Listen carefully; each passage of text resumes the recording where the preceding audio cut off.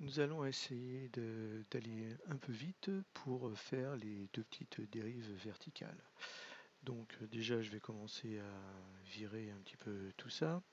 On va commencer par regarder la dérive par rapport à son profil. Donc son profil, on va se mettre, enfin on va dire l'intérieur de cette dérive. Donc on va se mettre en vue de dessus, on va se créer un sketcher. A priori rien n'est... Si, visiblement il y a un objet qui est sélectionné, donc là je ne sélectionne rien. On va se mettre un sketcher dans le plan XY, et dans ce plan XY, on va tout de suite tracer, on va dire, ce profil-là. Alors ce profil-là, comme d'habitude, on va faire une spline. Voilà, je vais dire que par rapport à cette ligne-là, c'est symétrique. Voilà, et par rapport à cette ligne, ou même ce point-là, enfin bref, c'est pareil, le point ou la ligne. Ah bah non, c'est pas pareil. CTRL Z, donc toc, toc, par rapport à ce point-là, c'est symétrique. Préparer des choses qui vont me servir après. Donc en fait, je vais faire une ligne verticale.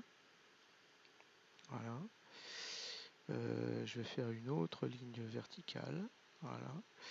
Je vais dire que ce point-là et ce point-là par rapport à ce point-là, ils sont symétriques. Voilà. Donc ça va me permettre de bouger un petit peu tout ça. Pourquoi est-ce que ça bouge tout? Je ne sais pas trop, mais c'est pas grave. Ce que je veux, c'est avoir une idée. Comme tout est symétrique là, ce que je veux, c'est avoir une idée de la largeur exacte. Voilà. Donc là, vraiment, je suis à peu près au niveau de la largeur exacte. Voilà. Le stable, je vais dans le view et je vais dire que le point, il est où ma taille de point? Voilà, je vais dire que c'est 8. Parfait. Donc maintenant, qu'est-ce que je dois faire? Je dois faire un profil dans le plan YZ pour représenter la hauteur, on va dire, de cette dérive, quoi. Donc je vais me créer un sketcher. Dans le plan, j'ai dit YZ. Voilà, ok. Avant que je fasse quoi que ce soit dans ce sketch, je vais lui changer son placement, c'est-à-dire que je vais l'amener à ce point-là en fait. Donc je fais ici un map et je vais sélectionner ce point-là si j'y arrive. Quand j'y arrive pas, je me mets voilà, ici et là normalement je devrais arriver à toucher ce point. Voilà. Ok. Donc là j'ai bien mon sketch qui est dans la bonne chose, et ce qui fait que maintenant quand je le déploie, je vois que on est ici. Alors pas de bol parce qu'en fait j'avais oublié que mon vertical stabilizer, que mon profil, il n'était pas du tout au bon endroit. Et donc il faut que ici en termes de placement, en position, en Z, je le monte. Alors en fait, bizarrement, ok, alors maintenant normalement, mon sketch 105, lui, il a dû suivre. Voilà, donc il a suivi effectivement. Donc là, eh ben, je vais commencer à tracer ici. Donc là, je veux que ce soit là à l'intérieur, comme je l'ai dit. Là, je suis à peu près droit encore là, donc ça va être bien. Je vais être à l'intérieur, voilà. Ce qui se passe, c'est que entre là et là, je veux que ce soit horizontal. Voilà. Ok. Bon, donc là c'est pas mal. Maintenant, je vais me faire une spline qui va partir de là à là, à là, à là, comme ça. Sachant que ce point-là, je vais en faire une droite. J'ai dit, ah oui, ce point-là et ce point-là, ça va être une droite. Ce point-là, et ce point-là, ça va être une droite, mais que je vais associer à de la géométrie.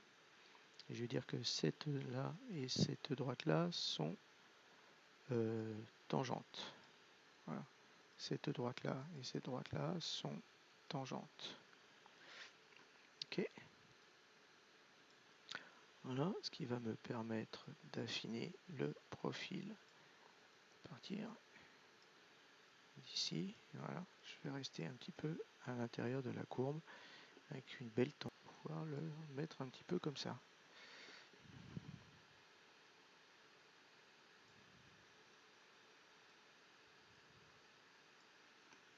Voilà, est-ce que cette courbe est assez bien représentée? Je crois que oui, ma foi, on va rester un petit peu à l'intérieur du trait.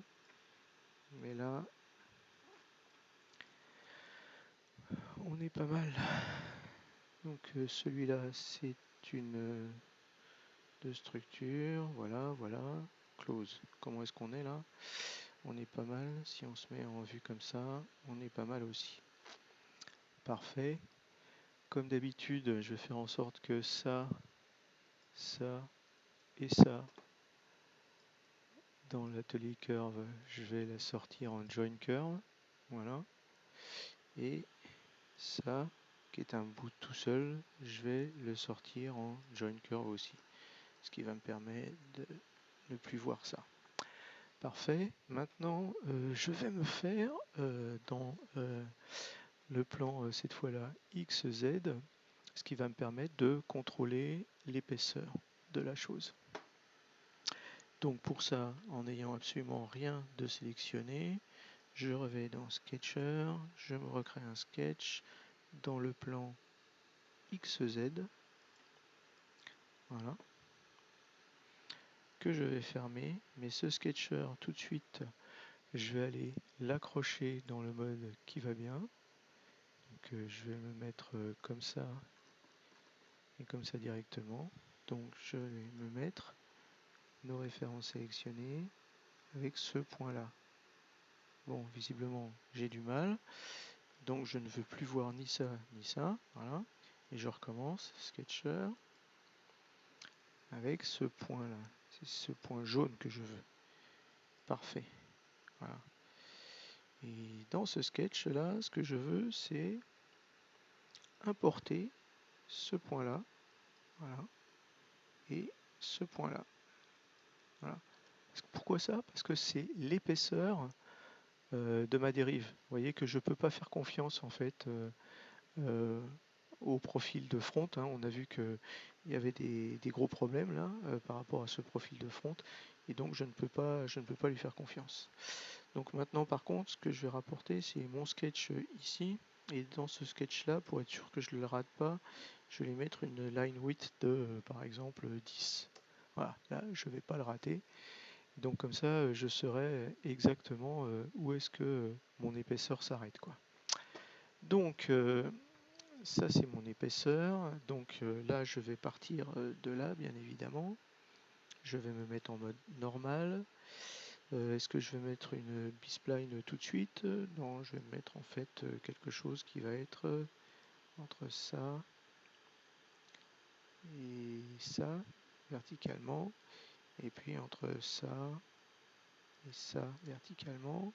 Faire en sorte que ces deux-là soient horizontaux. Voilà. Parfait.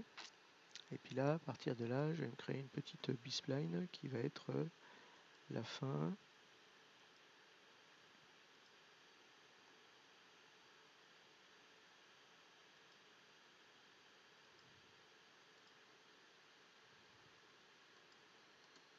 Voilà.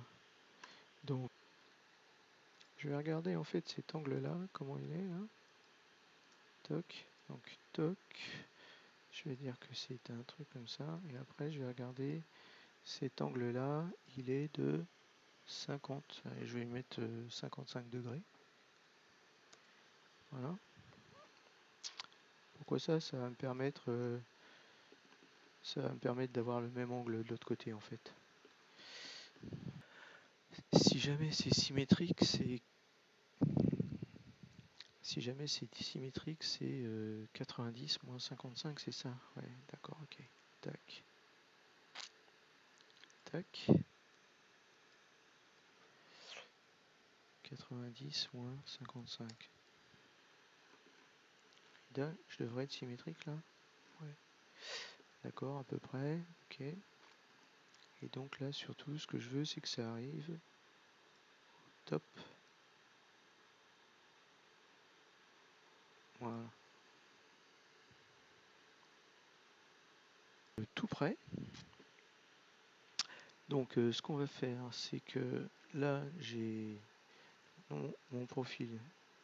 Mon sketch là j'en veux pas, mon junker je l'ai, lui je l'ai.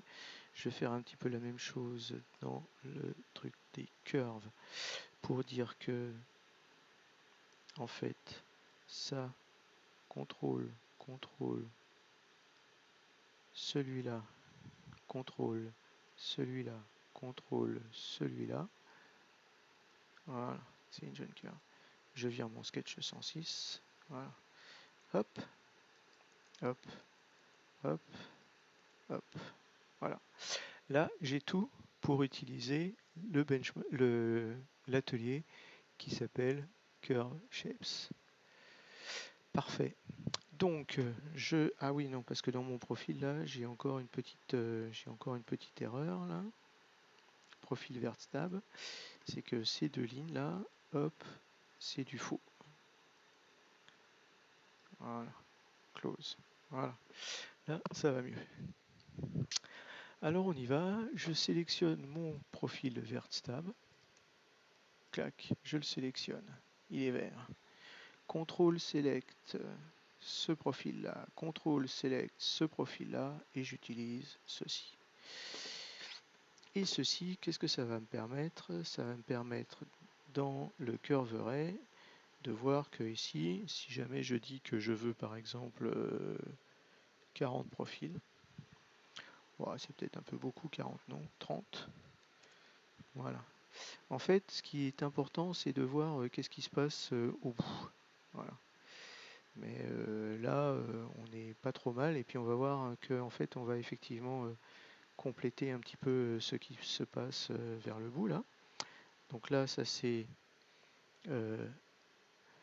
on verra plus tard, parce que de toute façon aussi, ce que je vais faire là maintenant, c'est que comme j'ai choisi ces trucs là, ça je vais dire que je n'en veux plus pour l'instant, ça je n'en veux plus, ça je n'en veux plus. Par contre, ça j'en veux, et ça j'en veux, et je vais faire la partie inférieure de la même façon. C'est-à-dire que je vais cliquer sur ce profil VertStab, contrôle ça, contrôle ça, et on y va. Et là, curve array, c'est la même chose, je vais lui en dire 20 par exemple. Même si jamais il est de... Ouais, le problème c'est que je ne peux pas régler le degré du polynôme qui est utilisé. Donc généralement, ce que je fais, c'est que je vais dans curve array, je sélectionne curve array, je vais dans la partie part, et dans part, il y a des choses qui permettent de me déstructurer des compounds, explode compound. Voilà. Et donc là, en fait, j'ai toutes mes curves de ray, mais qui ne sont plus, qui ne sont plus liées à, on va dire, à cette curve de ray là. Et tout l'intérêt, c'est pas de jouer avec la 0, mais c'est de jouer avec la 29. Voilà. C'est-à-dire que si la 29 n'est pas bien, je peux en changer. Mais là, il semble qu'elle soit bien. Par contre, ce qui est bien, c'est que en fait, dans cette partie part là, je peux jouer en fait sur le loft et sur les degrés de ce loft. Donc c'est ce que je vais faire. Donc je vais cliquer sur mon loft. Je vais aller de là et de savoir. Donc là, en fait, pour ne plus les voir, je sélectionne ici et ici. Voilà, c'est ce qu'on peut imaginer. Vous voyez, ça, ça va pas. Mais comme c'est mon loft à moi, je peux ici dire degré 2. Et regardez, là c'est magique. Il y a tout qui se passe bien. Et non, je ne vais pas vous demander de vous abonner ou de me donner de l'argent sur une quelconque cagnotte,